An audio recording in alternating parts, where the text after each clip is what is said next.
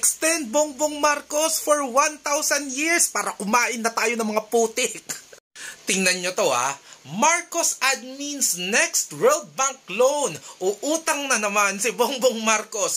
$509 million. Hindi yan peso dollars for health system resilience. Ayon dito, ang utang na to na nagkakahalaga ng $509.24 million o 28.7 billion pesos from the World Bank ay gagamitin daw to enhance health services in rural areas. Gusto daw nila na ma-improve ang utilization and quality of health services and enhance health emergency prevention, preparedness, and response in the project provinces. Akala mo talaga concern na concern sa healthcare ng mga Pilipino. Akala nyo naman hindi namin alam kung kaya't kulang ang pera ng ating healthcare system kasi pinagbabawasan nyo ang budget ng ating mga ospital. Katulad na lang nito sa PGH na lang mismo. 2.1 billion ang kinat nyo sa kanilang 2024 budget.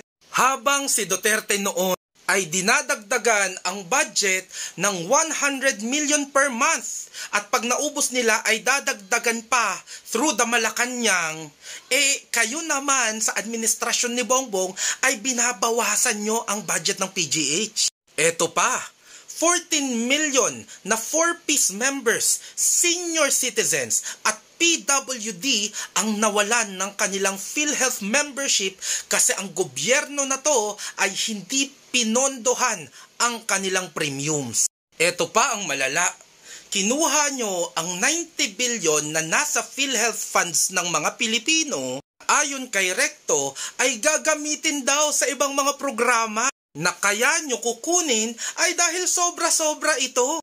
Kaya ilalagay nyo muna sa unprogrammed funds kung saan gagamitin sa mga infrastructure projects at mga social programs. Meaning, yung pera na nakalaan para sa healthcare system ng Pilipinas, para sa kalusugan ng mga Pilipino ay pinagkukuha nyo, pinagtatapyasan nyo. At yung iba nga ay gagamitin nyo pa sa paggawa ng tulay, paggawa ng coastal road at kung ano-ano pa. Kasi sabi nyo, sobra Tapos, biglang uutang kayo ng $500 million o 28.7 billion pesos kasi wala tayong gagastusin para sa healthcare system natin? Wait. Naguguluhan ako. Merong 90 billion pesos sa ating PhilHealth funds. Hindi naman natin kailangang umutang. May sobra-sobra tayong budget sa ating PhilHealth fund na pwedeng pondohan itong 28.7 billion na to. Pero kinuha ng gobyerno para gamitin sa ibang mga bagay. Tapos ngayon, uutang tayo. Asan na yung mga kakamping na galit sa utang?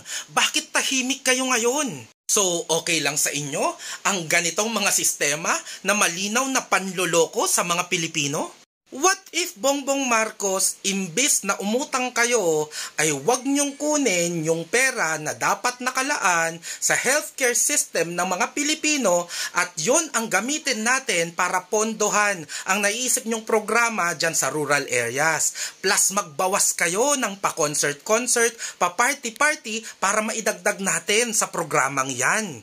Walang utak na lang talaga ang hindi makakakita ng tahasang panggagago ng administrasyon ni Bongbong Marcos.